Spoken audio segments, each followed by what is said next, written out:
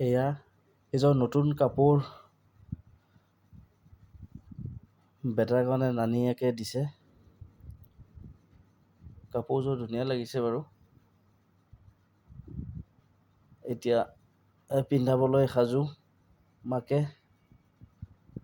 আৰু কাপোৰ পিন্ধোৱাৰ সময়ত ইমান ডিষ্টাৰ্ব দিয়ে বেটাই, চালে গম পাব আপোনালোকে।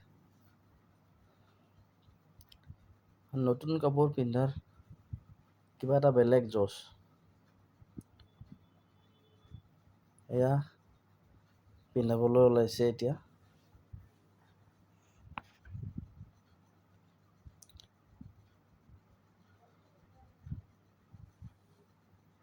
এইটো গেঞ্জিটো পিন্ধালে বাৰু। পেণ্টটো খুলি দিব। চিকটি মাৰি আছে হাতত মাকৰ।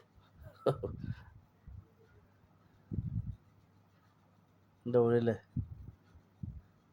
বেটাই ফূৰ্তি পাইছে।